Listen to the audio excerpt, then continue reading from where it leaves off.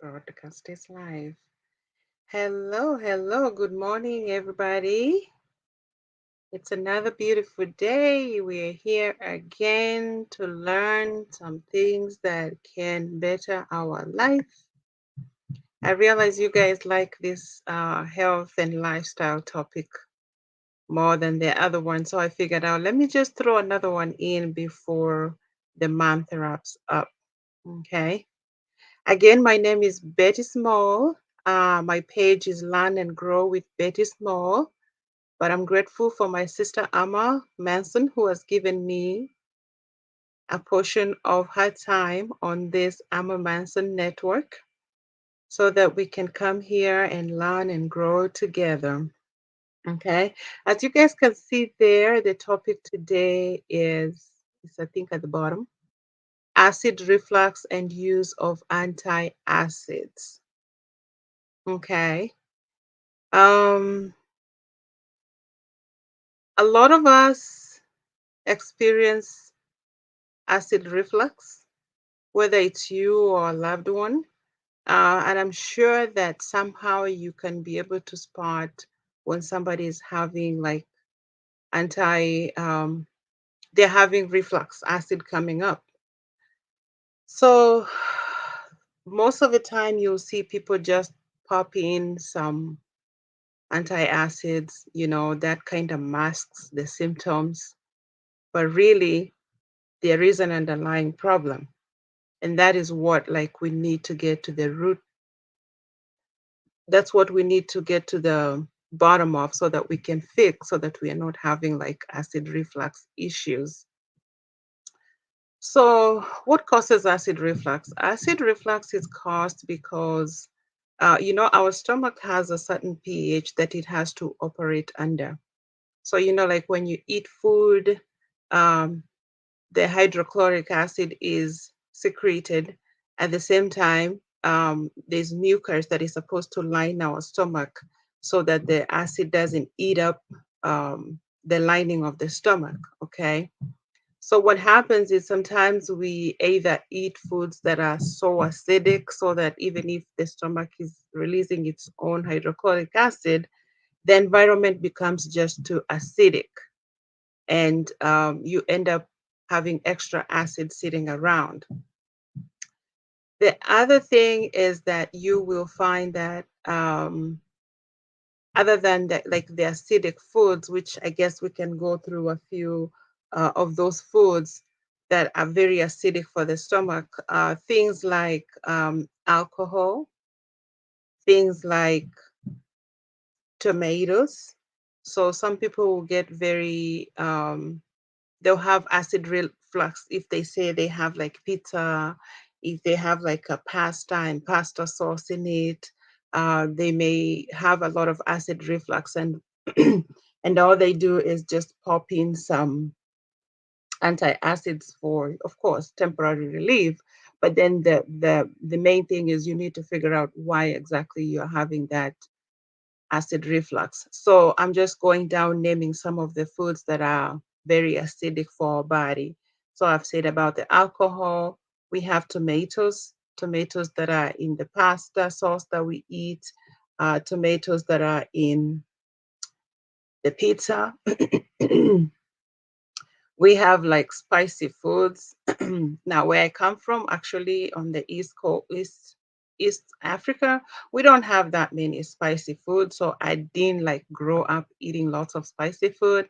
But of course, when you travel out of the world and then you realize, wow, there is like people got some spicy food out here. So you get to tasting like, Indian food, West African food, Chinese food, and we get to enjoy all these foods, but then there's a point that your body says, okay, this is a little bit too much spicy food, you need to cut it back. Things like chocolate, hmm things like citrus fruits, lemons. If you eat too much of it, of course, I mean, you don't want to. I know there are people that have like orange farms and stuff like that. Because I remember when I was growing up, some people that have like farms, they used to go and they would pretty much go sit in the middle of a farm somewhere And if they have like pineapples or oranges or whatever fruit it is, they just sit there and they just have a full meal of fruits. It's good, but at the same time, depending on what fruit it is, you can produce too much acid for your body. And sometimes the body just doesn't like that. It can't cope with it. So it sends it back up. And that is why we have the acid reflux. Uh, Coffee, not only coffee, but caffeine. So we're talking about things like tea and soda, stuff like that have a lot of acid in them. Foods that have like high fat content. Um, yeah, I don't want to be naming places, but things like Popeyes, Chick-fil-A, not Chick-fil-A, oh, not Chick-fil-A, but things that places that use a lot of fat, like when they are making their food that has a very high fat content, yeah, that will give you acid reflux. Um, if you use like garlic and onions in excess, that will also give you some acid reflux. Okay. So we just need to be able to listen to our body and identify what are some of these foods that you're eating that are giving you this acid reflux. Some people will have like they'll be belching a lot, and when they belch, there's a smell that comes with the belch. Sometimes the juices, they'll belch and the juices come all the way up to the mouth, and they have a certain taste to it, which is bitter, more acidy. Sometimes people will have.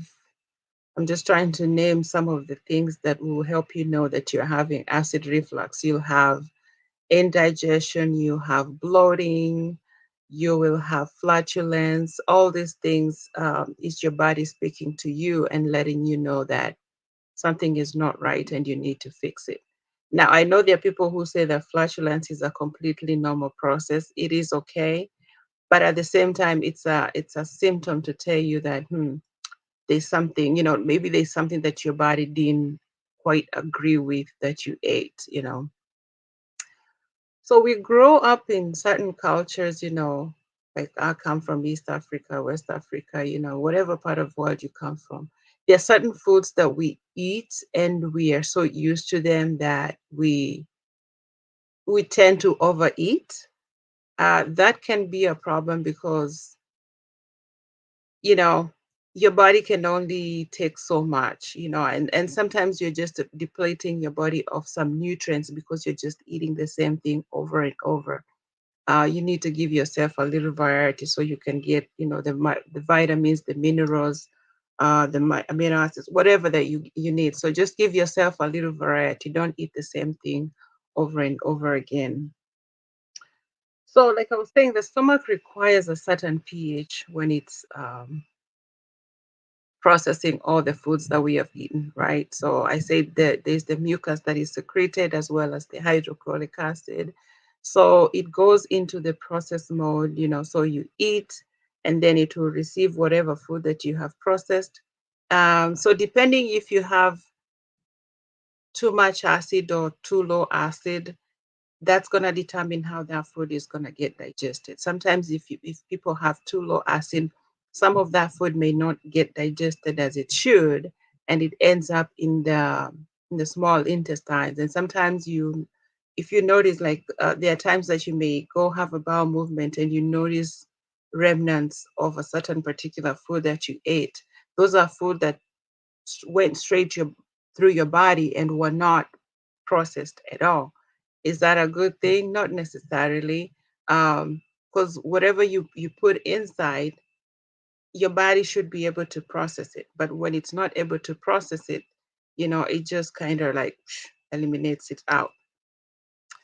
So we need to be mindful of, like I say all the time, what we are eating, when we are eating, what quantity, all these things mean a lot at the end of the day.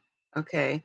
So for example, if you are eating, you want to try and keep a regular schedule of eating. Okay. I know I used to be a victim of this. I'm working on it. Your body needs to expect food at almost the same time. If you choose you're going to have one meal a day at 4 o'clock or at 3 o'clock, then you need to keep it constant. And that one meal need to have at least all, the like your proteins, your carbohydrates, your vitamins, it needs to have everything in it. But if you're going to have one meal a day, then you need to try and keep constant timing. If you're going to have two meals a day, maybe say at 12 noon and 5 o'clock, then you need to keep it constant so that your body knows that, okay, it's 12 noon and it starts to secreting the juices and the insulin and the acid and all that so that it can prepare to digest the food. But like I say all the time, we do all this mindless eating that we don't actually prepare our body. Just like you as a person, would you like somebody to tell you in advance, like, hey, I need you to accompany me somewhere to go do ABCD, or hey, tomorrow evening at 5 o'clock, can you do such and such a thing for me?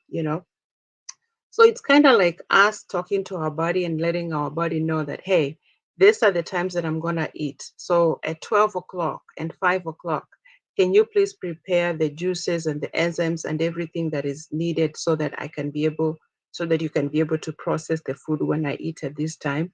But the unfortunate thing we do is that we don't have a time for eating. We do mindless eating. You munch a banana here, you go over here, you find, I don't know, get a bag of chips, or then you're hungry now, you now make your breakfast, you get some tea, maybe bread or whatever.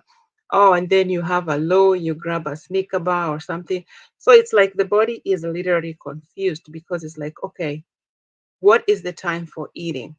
So it's constantly fighting itself like, okay, you finish eating something, and then before it can finish the process and wrap up, you're dropping something in again, and here the body has to go like, okay, now get the mucus, get the hydrochloric acid, get the enzymes ready. And then as soon as maybe even before you finish processing that, you're having something else. So that is one thing that I'm going to be hammering here all the time, you guys. And please don't be mad at me. This is just to educate me and us so that we can do better with our health and with our bodies so that we can live longer and get to do the things that we need to do. And that is why I say, like, listen to your body. If you are not hungry, like you have to do first of all a mindset adjustment. Ask yourself, why are you eating? Are you eating because you're hungry? Are you eating because you're emotionally upset? First of all, that's another thing.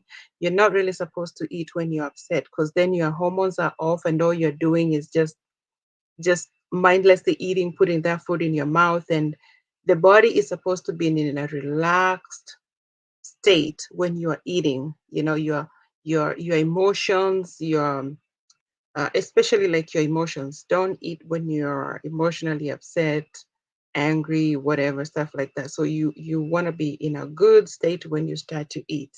Okay. And then you want to make sure that when you're eating your food, you're actually taking time to chew your food fully. Now, this reminds me, it's probably 8 years ago. I met a lady one time at church when we were having potluck. And this lady really amazed me, and I didn't understand the concept back then. Okay. So we would all go line up, get our food, and then we will go to the table to eat, right? So you find most people within 5, 10, 15 minutes, they're done eating. Everybody's put up their dishes. Some people are cleaning dishes, some people are putting away stuff. This lady will still be eating her food 30, 45 minutes, sometimes even to an hour. She will still be eating her food. And I used to wonder, like, why is she taking so long to eat? And now, later, when I started doing my research, it made perfect sense. So the thing is, we eat food so fast. hmm The normal eating that most people do, that you're done eating within 10, 15 minutes, it's not adequate. This lady would literally put one bite in the mouth and chew it and chew it and chew it and chew it and chew it until it becomes almost watery, and then she would swallow it. Okay. So why am I saying this? Because sometimes we tend to eat so fast and the food heads into the stomach, and the stomach is still having to do a lot of work that the mouth should have done. Okay, so it takes forever to process that food and get it out of your system. So, for example, I know things like, say, rice, beans, the legumes, stuff like that. It doesn't need like a whole lot of chewing, but you still need to put some chewing into it. But especially when you're gonna eat something like, meat, chicken, beef, stuff like that, you really, really, really need to chew. And you guys can also do some research on that. I'm not just blabbing. It is very important to chew and chew extra for every bite that you put in your mouth. Okay, so just give it a try. If you are chewing, say, one, two, three, four times, and you swallow, try to extend that by four, five more bite, five, four, five more chews before you swallow, and just try to keep track and see. Okay, if you try it for a day, two, three, does that make a difference to how your tummy feels? Does that make a difference to your bowel movements? Um, and just see how that feels. I know it's not for everybody, but really, we're supposed to chew our food so many times before we swallow, but we have just a bad habit. That's why, like, I couldn't go to food competitions. The food competitions where people do, I see it all the time on Facebook, like the mukbang or whatever is, I don't even know if that's the correct word. And they also have these competitions where people get paid some certain amount of money if they eat, maybe say 20 eggs or however number of hot dogs and stuff like that. Yeah, yeah, that is really, really bad. If the stomach actually had a mouth to speak, it would literally scream and shout like, please stop, what are you doing to me? Don't do this. It's funny because it's a competition and people are having fun watching, but then the person that ingests all that food is going to go through a rough time because now the mouth didn't really chew the food as it's supposed to. So now the stomach is going to be burdened with the work of finishing up the chewing process before it can start digesting. So you find that people have bloating all the time because you added more food on top of another, on top of another, and before you can even process what was already there, here you are adding more.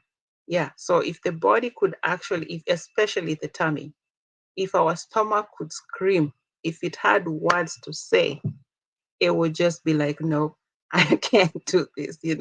If there's a way it would put a stop sign, it would say like, stop, stop, I can't do this. But of course, the body speaks to us. That is why you have like the bloating, you'll have the acid reflux, you'll have constipation, you'll have diarrhea. That's one way the stomach telling you like, hey, something is wrong here, we gotta fix it you know but sometimes we're just so oblivious to what is going on, and we just say, that just, I ate whatever, and so I ate beans or I ate pinto beans or whatever, and so I'll be fine. And then you find people just masking it with the antacid and they call it a day. But that's just like putting a tape or putting a my daughter really likes to put that on. What do you call it? Band-aid. It's like you're putting a band-aid, but you really haven't fixed the problem. So you want to get to the root of the problem. The root of the problem really is what we are eating, when we are eating, and how, what quantity, and stuff like that. Like I say all the time, we need to be mindful of what time we are eating our meals. You need to try and keep a constant schedule so your body knows what to expect, that it's expecting food at a certain time. And of course, you want to give it time to process that food, especially if it's close to bedtime. Give it 2 to 3 hours so it can finish digesting that food so that, when you go to sleep, the body should be working on other things. It shouldn't be working on digestion. Digestion should be done and complete by the time you go lay down. But unfortunately, we overburden our bodies and we eat late. So by the time you're going to bed, your body is still working on digestion. So even if you were tired, instead of your body working on getting you back the strength that you need the following day, doing some repairs, it's going to be working on the food that you put late in the tummy. So the next day, you're going to wake up tired and not feeling like, you know, going to work or doing whatever. Why? It mainly goes back to what you ate at what time in the night, especially like the midnight snacks. Yeah, especially those of us who work in the night. I used to be one of those people, like, I used to carry all these snacks to work because I'm like, just in case I get hungry, just in case. And I tell myself, oh, because I'm awake at work, I'll be fine, it should process. But really, it's confusing for my body because on the days that I'm home, I'm keeping a daytime schedule. I'm eating, um, maybe once or twice a day. But then on the days that I'm working, here I am going to eat in the middle of the night. So my body is like, hey, do you want us to eat in the day or do you want us to eat in the night? So that's one thing I've had to work on personally. Like, even if I'm working, I just try to make sure to keep the same schedule of eating. Even if I may miss out on one meal, at least I'll have that one main meal before I go to work. And then that usually is able to keep me through the night. Um, I've practiced it here for a while and it actually works. I actually don't feel hungry. All I need to carry to work for that 12-hour shift is my water. And I'm fine. I don't need no fruit. I don't need no snack. I don't need nothing extra. I'm just able to survive on the water, and the body is able to at least almost keep the schedule that I keep at home on my days off. Okay. Is anybody here, or am I just talking to myself all this time? Just checking. Anybody here? No one? Oh, I can't tell. I can't tell if there's anybody here or not. But I'm just wondering if there's anybody that I can identify with what I am saying. Anybody that can identify with what I'm saying? The acid reflux and the use of antiacids. We need to listen to our body, try to figure out what are some of these foods that are causing us to have the reflux, you know. And once we identify those foods, try to eliminate them from our diet and see what difference that makes in our body, you know. Hey, of course, you can identify, yeah, especially when you're pregnant, you and you feel like everything is backed up here. It's even worse for pregnant women because then you feel like all the acid is coming up. Um, and yeah, everything is pushed up, so it's very easy for the acid to get back up. So it's even much, much more important as a pregnant woman for you to finish eating your dinner early, go for a stretch if you can. Make sure that it's 2 to 3 hours or maybe 4 hours before bedtime, so that all the process can be finished so that by the time you go to lay down, all you're having to deal with at least is the different positions, trying to get comfortable and not, double problems, including the acid reflux. Yes, the tomatoes cause heartburn. They do. And I know, like, in our diet, especially like Africans, we like to use lots of tomatoes. I know we use the peppers too, but even the peppers, they are very acidic. Um, but it's something that you can unlearn. Um, our parents did the best that they knew. Our grandparents and our forefathers did the best that they knew with the things that they had. But as time goes by and we learn and we know better, then we do better. We We know that tomatoes and the peppers, they are good in moderation, but also it depends on the time that you're gonna eat them. For me, I like cucumber and tomato salad, but I would not have that like say towards dinner. I would probably have that as my meal during the day, say 1:12 or 1 o'clock, because then I have all afternoon for my stomach to finish processing all those, the tomatoey thing in it. But I think the one that actually causes more issues with the stomach problems is like the um, fermented tomatoes and tomatoes that have been pretty much like processed.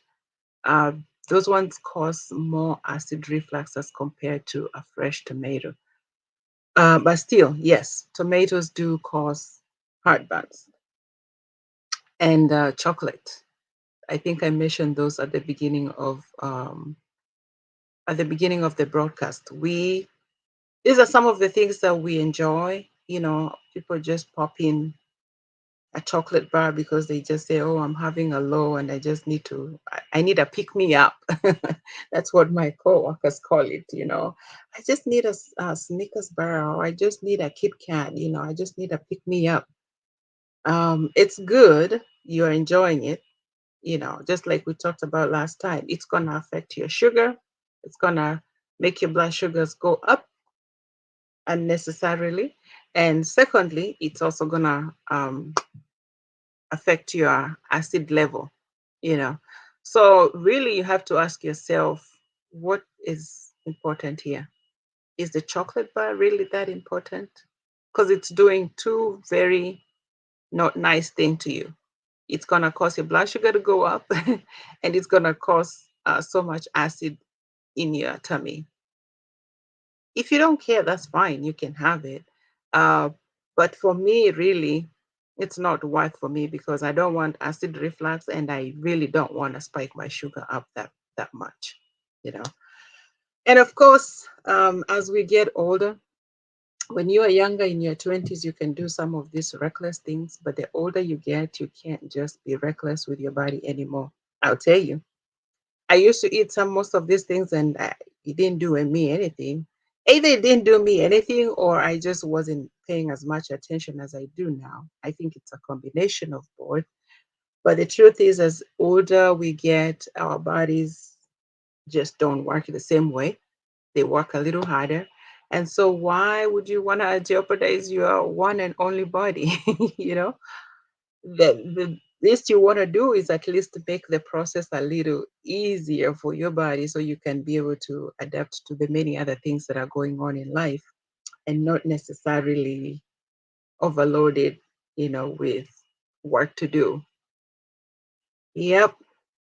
Um, about the antacid, before I forget, the antacid has two things. It has magnesium. The magnesium is what usually causes diarrhea, but because they don't want to cause diarrhea, they also slap in some aluminum, and aluminum is what causes constipation. So it's kind of like we don't want you to be constipated. At the same time, we don't want you to be to have diarrhea, but we'll give you a little bit of both so we can have a happy medium here. So it helps because it's gonna stop the acid secretion at that time, but then, really, the most important thing is to try and figure out what food is this, what particular item is this that you're eating that is causing you all the acid reflux. Okay. So, yes, it has aluminum and it has magnesium in it. And both of them, one it has diarrhea, one has constipation, but I guess the meeting of the two gives kind of like a happy medium. I don't know, you know. Yeah, but if you are one of those who are just like popping in the antacids, and suppressing the problem for the time being, and you feel better for a little bit, I would suggest like you really need to see your doctor because sometimes people have, like I had what they call H. pylori, and I didn't even know. And this is mainly because when you have like low stomach acid, It also has almost the same symptoms, just like um, when you have high acid level. Yeah, it has almost the same symptoms. So I went to my GI doctor and I was like, I think I have acid reflux because I have such. And he's like, well, you may be true, but let's just make sure that it's not low acid level at the same time. So yeah, he ran some tests. And of course, I had a low acid level. And on top of that, I had what we call H. pylori. And this is because H. pylori comes in, it's like in those infections that come in because you have no, you don't have enough acid in your stomach to combat some of those organisms. So they start growing up in you. Okay, so I had what we call H. pylori, and I had to go through a series of antibiotics so that I can clear that off of my system.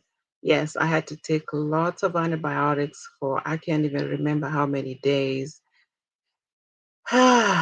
Yeah, but that was not anything of my making to have low acid in my body. It's just something that happened, but he was able to help me to fix that and get rid of the H. pylori. So yeah, I encourage you, if you're having any of these symptoms, it could be that you're having a high acid level or a low acid level. Just visit with your doctor. Like over here in America, you have, of course, to go. First of all, you have to go to your primary doctor, who will then give you a referral to go to your GI doctor. I know. You can't just get up by yourself and start going to see a specialist. They really want to see that you actually saw your primary doctor and then your primary kind of referred you over there. So I was able to take care of that in a timely manner. So now, I'm just kind of more careful into what I ingest at what time. And I listen to my body. If I hear it saying, if it doesn't agree with something, I just take it off the menu. I may take it off the menu for a while, and then I may try it again to see if truly that was the item that was giving me those symptoms. If it is, I take it out. If it's not, then I may have it, but I'm moderate about it. I go slow about it. Uh, yeah. Let me see if there's anything I forgot here. Yeah. So I know I talked about the acidity and that the stomach should be acidic enough, especially when it's digesting the food.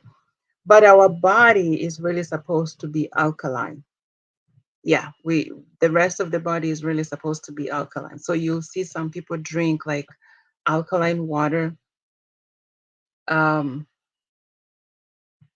you know, I don't know if it does any good because really the body is supposed to keep itself alkaline, but it's because we load it with so many other things that it struggles to keep itself alkaline. So you find people start taking like alkaline water to balance it out.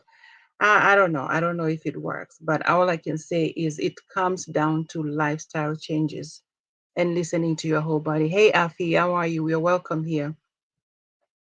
So it boils down to the lifestyle changes, what you're eating, when you're eating it, at what quantity, and listening to your body when you eat that particular item. How do you feel?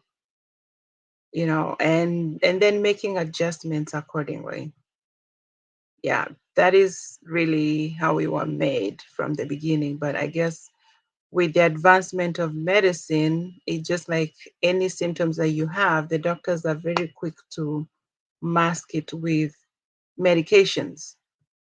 And yeah, you can treat it for a while, but really, you as a person have a responsibility to tend better to your body by listening to your body. If you're having hair loss, there is a reason for the hair loss. If you're having like all this belching and you're having the acid coming out, if you feel like your mouth is, has a smell to it, even if you brush it, and you're using all kinds of toothpaste or mouthwash and you're still having issues with it, Sometimes it stems from what is in your tummy and not necessarily in the mouth, you know.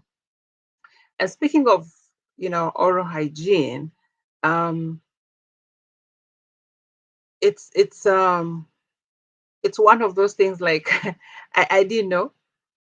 For a long time I didn't know, you have a toothbrush, you sometimes you just keep the same toothbrush for a long time and you don't even remember to change it, until all the bristles are completely they are completely like bashed out, But really the most hygienic thing to do is that you want to change your toothbrush every 3 months. And if you can, once a month, you want to soak that toothbrush in baking soda. Just put some baking soda and some water and just soak it there for what, 15, 20 minutes, 30 minutes. Um, and then you can use it for the following week. But the max you are supposed to use a toothbrush it at least 3 months. After that, just recycle it and try to get another one.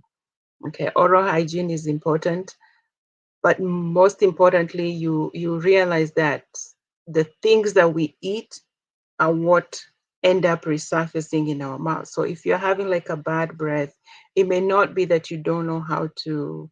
It could be that you're having some gum issues or your teeth are decayed or something like that, which of course you need to check with your dentist so they can see if you have any decays going on.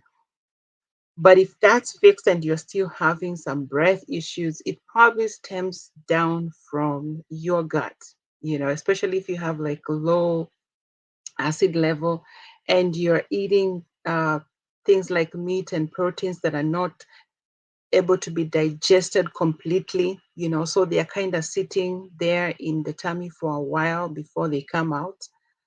Yeah, that is some of that stuff that will, you'll keep belching or keep giving you that bad breath in your mouth, because there's still food sitting in your tummy, some proteins that were not able to be digested that are still sitting there. Yeah.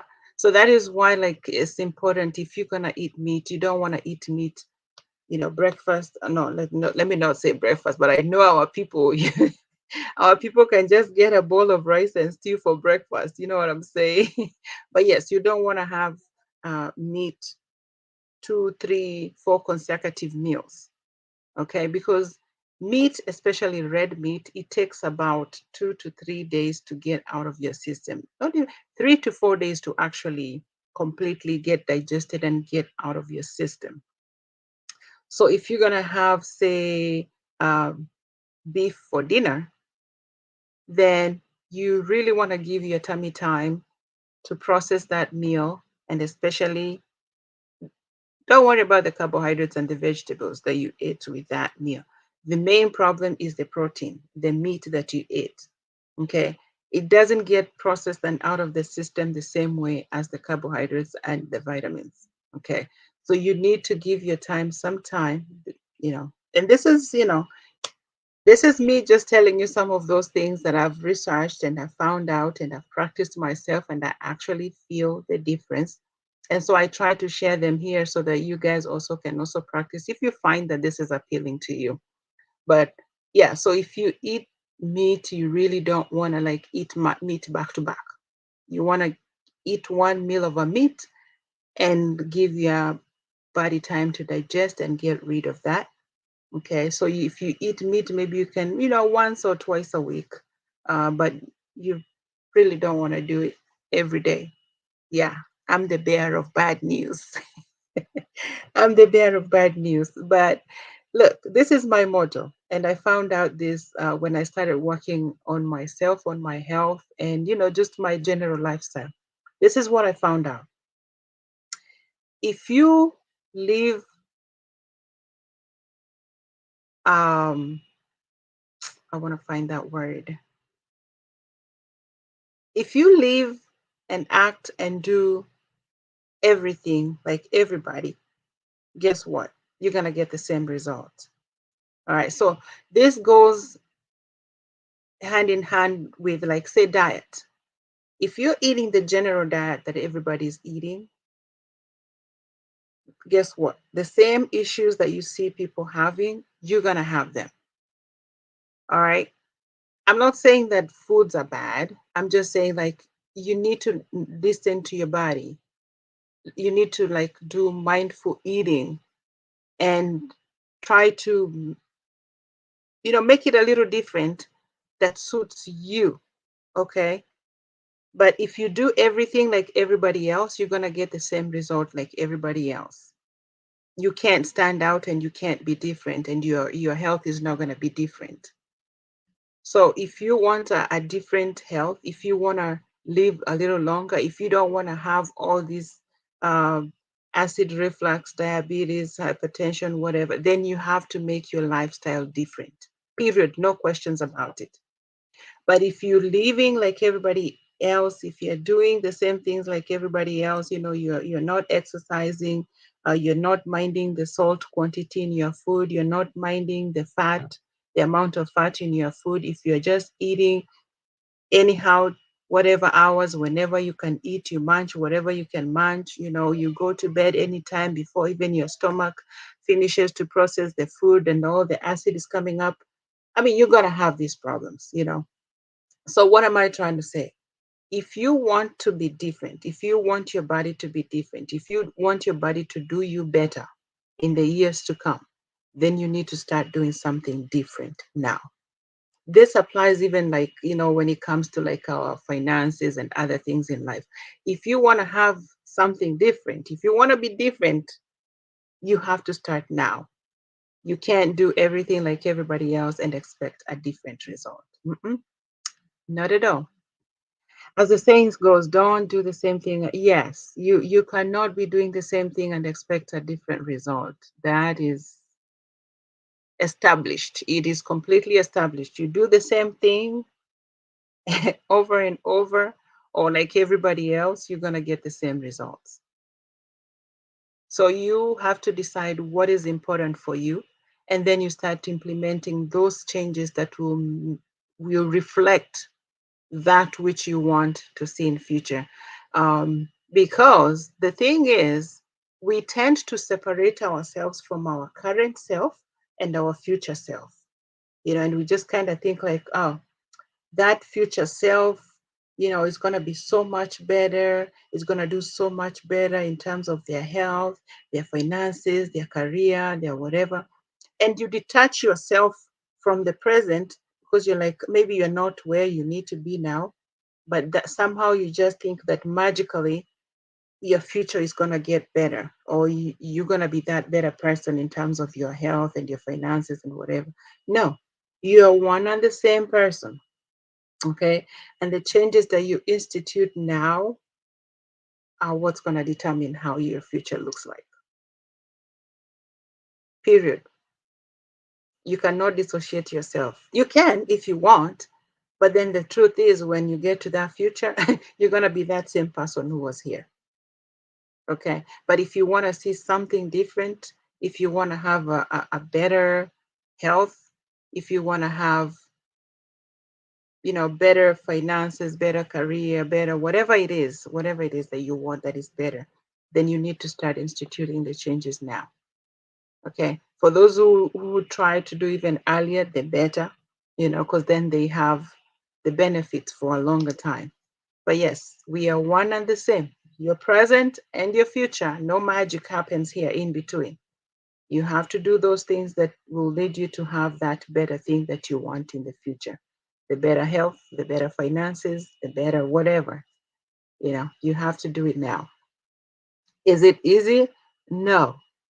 Is it's very, it is a lot of working on your mind and being intentional with what you're doing. Like, for example, where I work, people like to do parties all the time.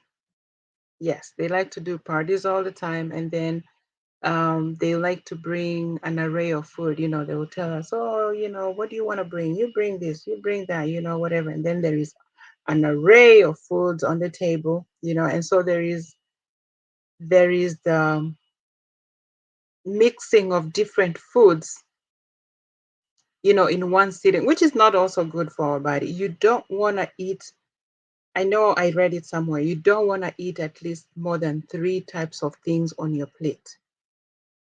That is why if you're going to go to a party, you need to make up your mind. You cannot go sampling everything because that's not good for your tummy. And all these things kind of like they process differently. So you need to make up your mind. Are you going to have some jollof rice, some goat meat, and say plantains? And that's it?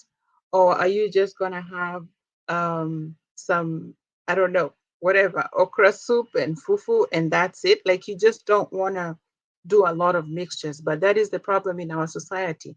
They'll bring an array of food, and so people will get a plate and go sampling, sampling, sampling, sampling. And then at the end of the day, you have loaded your stomach with all these kinds of food. And then it's like, okay, what do we do? Where are we supposed to start here?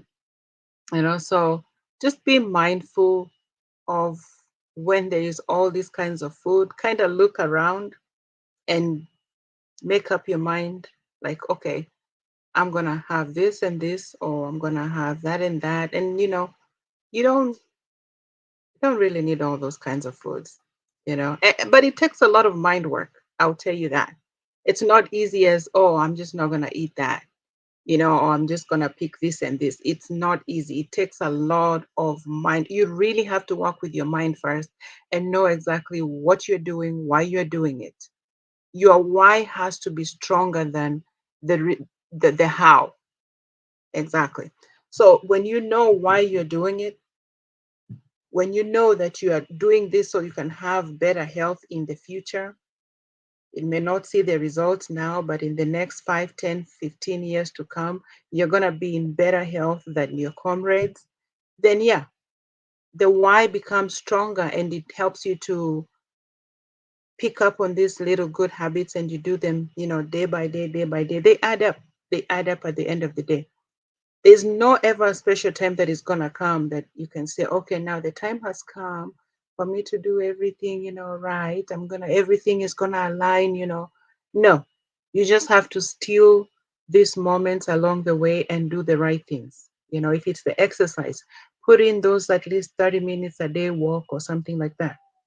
If it's making sure that you are drinking your water, it's up to you to make that a priority. It's up to you to make that a goal of yours that, hey, I need to drink this amount of water. I need to make sure that I exercise this amount of water. I mean, exercise this amount of time. I need to make sure that this is the kind of foods that I'm eating.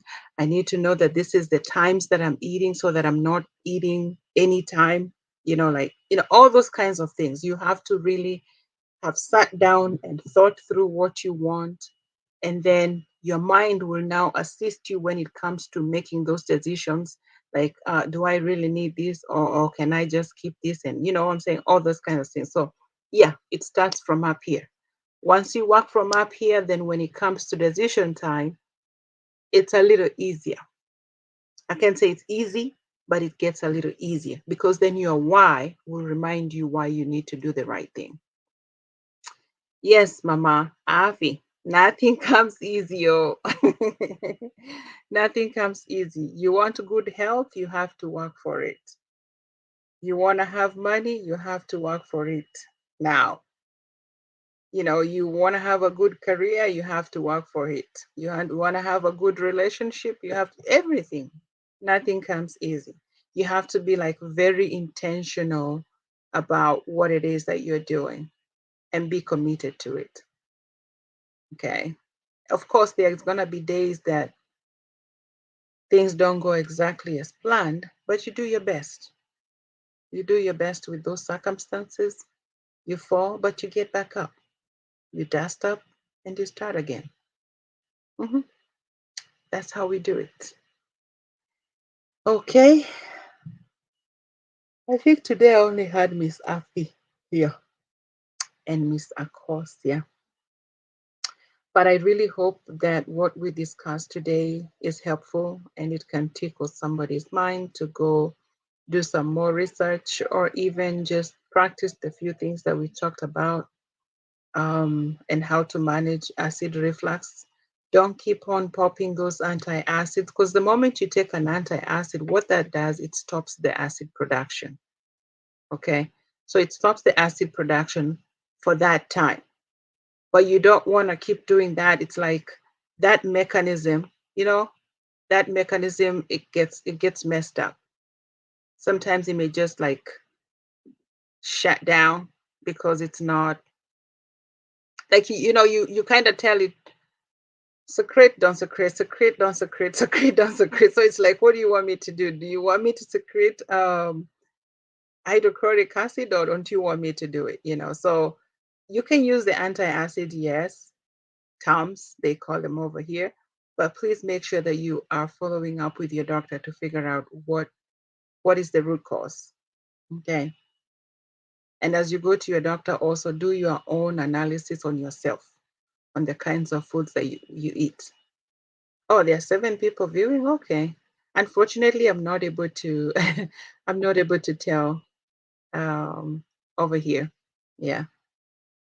So, but I really appreciate you guys. I'll just go over the list of some of the things that really are acidic to our body. I went over them in the beginning, but I don't know if some of you were here.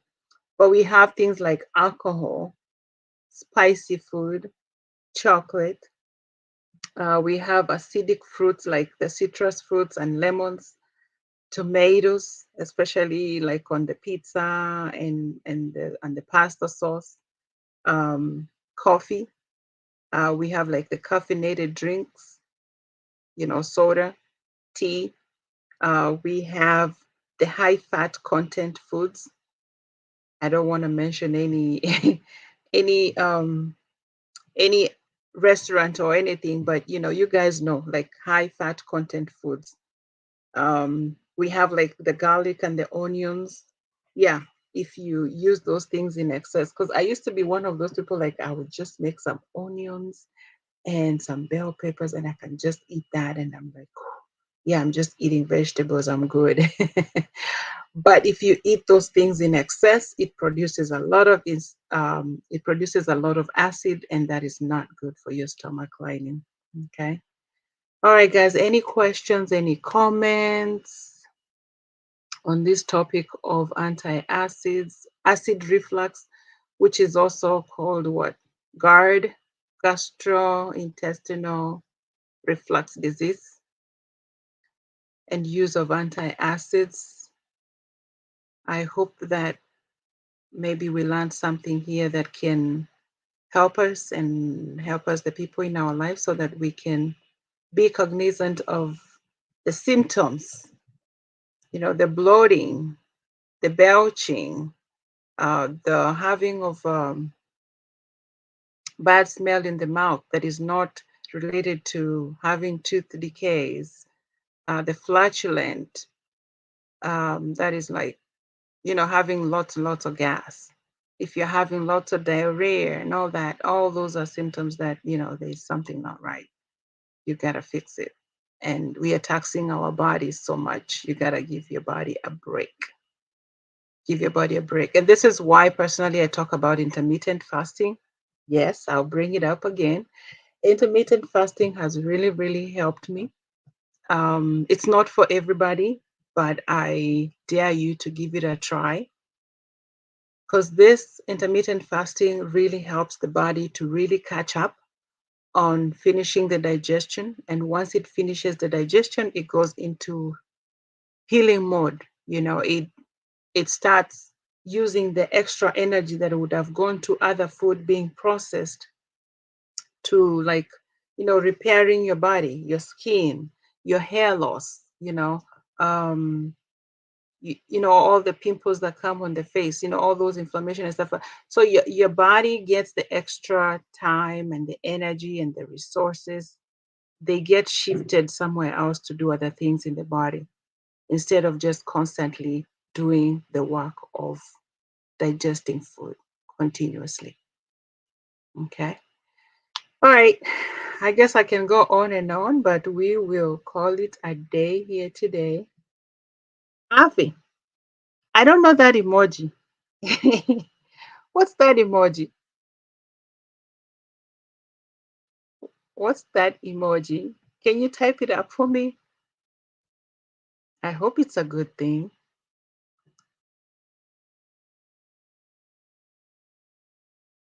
Afi. Oh, it's a clap. Okay. I see. Oh my goodness. I'm not even in the millennium, whatever. Yeah, non-millennial. Yeah, so some of these things are I'm still I'm still learning them. My daughter sometimes will be like, "You don't know what this means." I'm like, no, I don't know. Like for example, I just couldn't tell that that is a clap. Yeah, that's weird. Non-millennials. Hey, Yama, how are you? Good to see you here. Thank you for stopping by, rather. I appreciate it. So I guess we'll call it a day. If nobody has a questions, comments, concerns, we can call it a day and we can meet it again next week. You guys can have a great weekend ahead. Good.